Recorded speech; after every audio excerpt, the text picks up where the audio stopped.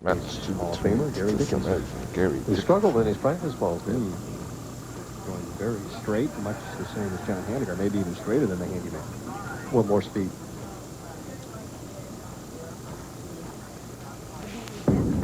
Teata opened with the first 5 in game number 1, and he is still living life on the edge, tripping out that 4-pin. That's 3 or 4 times he's tripped out the 4. The 4 and the 9 went out late that time. That's a nice young man there. Oh, that's Teata's son. My goodness. I think that's Michael. Well, he's braver than that. He's got an 8, 7, and 4. 3 kids here tonight. And he's 59. Marissa and Joe. And Sam, his wife, is here. Oh, Gary Dickinson says he got away with a wall shot there. That was a fall-away jumper. Well, you left the bucket the last shot in practice, so that was a little bit higher anyway. The 1 hit the 2 at least on that shot. Our good buddy Richard Altman, back in Edmond, Oklahoma, the sponsor of Gary Dickinson and the owner of Boulevard Bowl, I'm sure watching anxiously here this evening. Gary averaged 244 yesterday for the final 8, for the final 16 games of match play. Serious dead stroke, huh? Got 700 over for the last 16 games. And opens with a double. And speaking of siblings, there's Daniel on hand this summer to travel with Dad. And the last time I saw Daniel, he was probably about 4 feet tall. He's going 1.5 feet since then. He's only 13. I'm wondering, I mean, these guys, Teata's 7 years older than I am. Gary's 1 year younger or something like that. They got kids 10 years younger than mine. There you go. Having fun. More. Yeah, traveling with their parents this summer. It's a great experience for the kids. That is not. Oh, the first mistake we've seen on the right-hand lane for Teata tonight. Right, he's had that good reaction. Again, that seems softer at that particular time, Dan. You watch it. A little left to the 3rd arrow. The ball makes a move too quickly right there. That's what he hasn't been able to do before or hasn't done. He's going to go hard. Actually, not. He's just going for 2. He didn't go hard at the 4-7. He just went for the 2. One of the differences between the seniors and the touring players sometimes will rear up and throw a 23-mile-an-hour spare shot and try and jump some pins out. There's some seniors that would do that too. Some of them. Percent would definitely take a shot at it. But most of them don't. They're saving it for another day. They've lost so many 4-6s in their career and made so few. Yeah. Experience. I want to throw your shoulder out either on a split attempt. Oh, look at that reaction now. Have these lanes changed that dramatically, or has Teata all of a sudden lost the stroke? Well, I think it's a combination of both then right now. The lanes have definitely changed. I mean, he went high and tripped the 4 out, and then high again, and then high again. He's got to make more of an adjustment toward the center of the lane, but make sure that his speed is firm.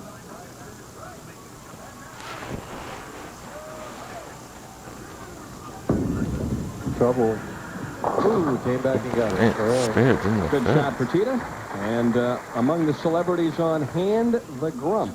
And of course, the Grump is the mascot for the Red Barons, the Wilkes-Barre Red Barons. They just happen to be Philadelphia's AAA Farm Club. They're in first place in their division and playing some great baseball. Had a sellout crowd here the other night for their ball game. Fans around here love their minor league baseball. Almost like Buffalo. Great support. You know, it's interesting. In between games, Teata went over and sat down on the lap of the Grump as we watch Gary Dickinson with his 5-step approach. See the ball held reasonably high, controlled swing all the way through. As he reaches the peak right here, right in line with the head. Here's his leg ready to bend the knee at that point. Nice long slide, very smooth release. Been doing that the same as long as I've known him. I was going to say you could probably take some old film, because that's what it would be, black and white, put the pencil to Gary Dickinson, and there would be very little change in his game.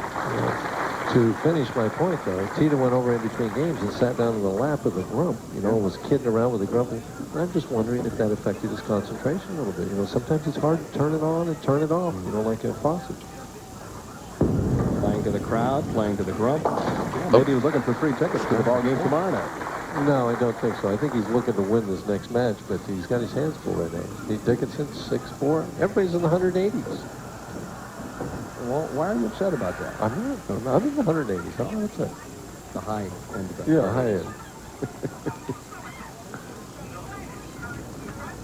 to try to shake off a couple of bad shots. And he does with a beautiful strike on lane 42. And you see that was a little deeper. He made the move, and he's going to have to make another move over here on the left lane. Interesting you mentioned that, because Jimmy Certain played inside, deep inside, throughout the entire tournament. He led 4 rounds, ended up leading the tournament. That was the place to be if you were going to strike this week. Well, Jimmy told me that he came out today and they were like 7, 8 words tighter than they have been all week. So they're probably breaking down as the players are playing on them right now.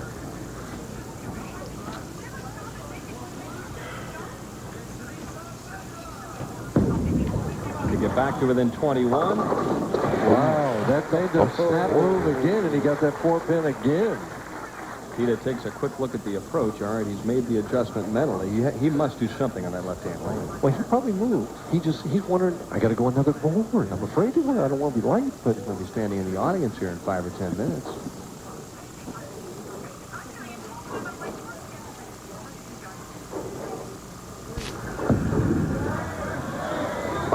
Dickinson set it down early with a perfect shot, left a solid 8. And all you can do is shake your head and go back and shoot this. And you watch that. It's amazing that that happened on a ball going that straight into the pins. We see that shot right there and didn't get to see it in slow motion, so it's hard to tell exactly what happened as he converts the 8-pin. But what I always thought is that the head pin hits the 2. Go ahead and do your promo. All right, the Pepsi 400 is a 4th of July tradition, which marks the midway point of the NASCAR Winston Cup Series. 160 times around that 2.5-mile track. 400 tough, grueling miles on ESPN coming up on Saturday. I always said when I watch those guys, I'd rather lead 10s and 4s. You're talking 10 pins? Yes.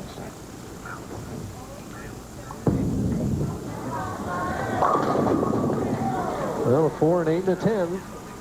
Anyway, to finish my thought on the solid 8, that the head pin hits the 2, the butt of the head pin hits the 5 before the ball gets there, so when the ball's going through there, there's nothing for it to hit, or it's already moved.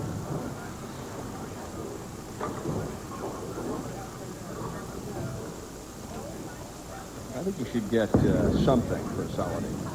You do. You get 9 pins. Well, but I mean more than that.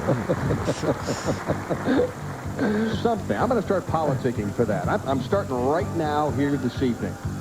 Maybe you get a patch or something. We'll be back with more. Hopefully no more 8-pins here in Wilkes-Barre. At Stanton Lanes, located in Wilkes-Barre, Pennsylvania. Denny Schreiner and Mike Durbin alongside. Watching Teata Semiz here in game number 2, the opening stop of the PBA Summer Tour on ESPN. Plenty of seniors events, touring professionals events to come your way. Oh, boy, there's the difference. Teata with more power knocks out both the 7 and the 10. Dickinson left that weak 10. Now it's under 10 pins and a strike here, and he can take the lead. Watch the interesting pin reaction here. The 7 and 10 will be up there for a split second with both of them as it comes in late. Boy, it looked like the 5, the 8, the 7, and the 10 were all there for a second. Watch this. There's the 5. Now the 8 went pretty quick, but the 7, 5 went over and got the 7, and the 6 got the 10. In unison falling, the 7 and the 10. Teata with a smile, a 3-bagger, and if he strikes here, back to the lead. What a turnaround. That's why he's won 7 senior titles at age 59. Now let's see how Gary Dickinson responds to the heat here in Wilkes-Barre. Well, he's saying I couldn't have thrown any better than I did here the last time. Solid 8. Dickinson has done nothing but hit the pocket in game number 2. 3 strikes, 3-9 counts. A little more room on this shot. He paid for it. Wow, that's the overreaction at that point in time.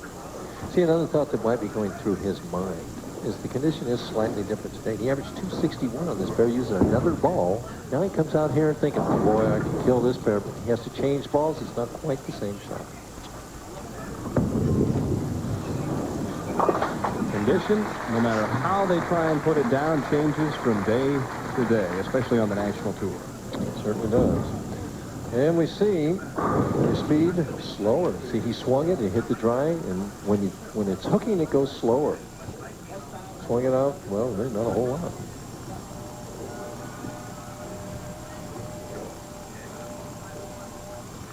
And here's where you see the difference in speed, almost a mile per hour, a little bit deeper with the set down. Perfect there. Got to keep it in that oil through the head area again. Good shot on the left-hand lane, so Teata Semiz with a 3-pin lead, looking to extend there. Ron Winger warming up right now. He is our number 2 seed, and Jimmy Certain is the top performer this week. He'll bowl for the title in about a half an hour.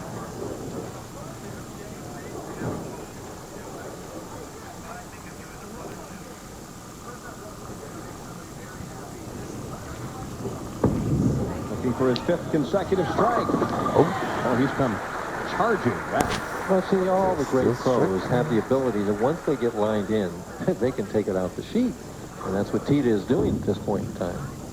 13 pins, though. If he doesn't strike here, Dickinson can get him right back. Dickinson has already mathematically figured his 245 if he can strike out. See, in fact, if he doesn't strike here, Dickinson can strike out and lock him out.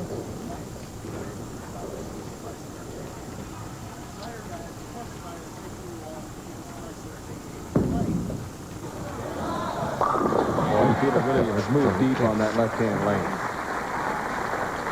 Well, it's like knowing how to reading the greens, Dan, or something like that. He knows how to make those adjustments and get that ball solid in the 1-3 pocket. Well, there's no question that the players that make the best adjustments on the National Tour are the ones that are going to be most successful if you're throwing quality shots along with it. But right now, the most important shot of the week is coming up for Gary Dickinson. He's got to strike here to stay in the game. Down 23.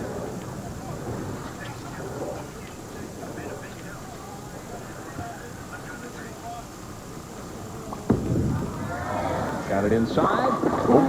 Held pocket nicely. Completely different shot than the last time on lane 3. Right, where it swung and bit real quick. That one held the oil all the way down the line. If the bowler track were on that one, it would show that the speed was at least a mile per hour greater. 13 pins. This one cuts it to 3. The speed on that last one was 18.6. See, it's a 1.1. 17.5 there in the 7th frame. Gotta have this one.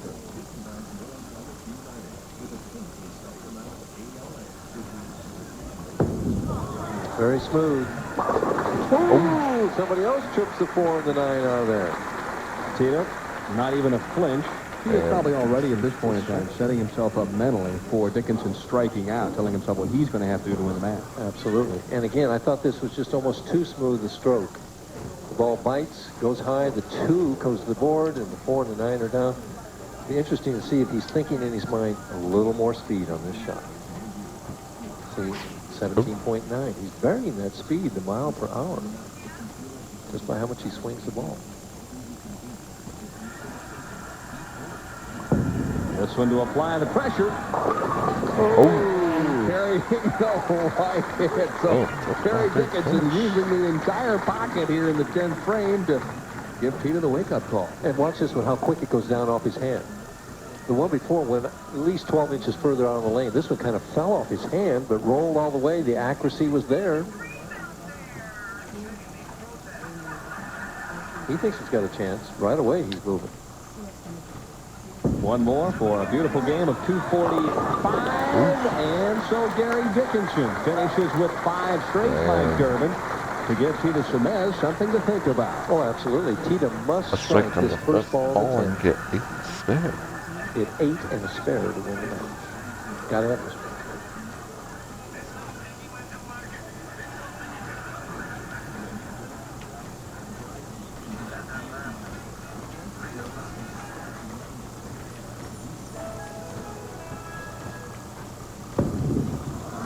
Plenty of room.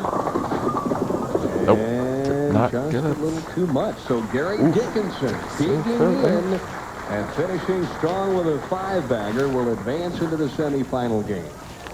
You know, Teata has been trying the whole game to go with a different push away without pushing it out to have it go down, a la Dick Weber, not Dick Weber, but Pete Weber. And sometimes under pressure, when you've been making a change like that in your game, it's difficult to do it with all the chips on the table. He came over and mentioned that to us after the opening game, where he threw the beautiful game of 255, and although he ends up shooting a game in the 230s, it wasn't quite enough to get the job handled here in game number 2. And the important thing in his mind is the opportunity was there, and he didn't take advantage of it. Yeah, because every pro wants to be able to go up and dictate what's going to happen in the 10th frame, especially when you have a good condition, a good shot like Teata did here this evening. Ooh. So for Teata Semiz, a 4th place finish. Man, Gary Dickinson that was an will epic advance match. to take on Ron Winger. And that close one, too. But when we come back, Can subscribe. Armand Driven will get a chance to chat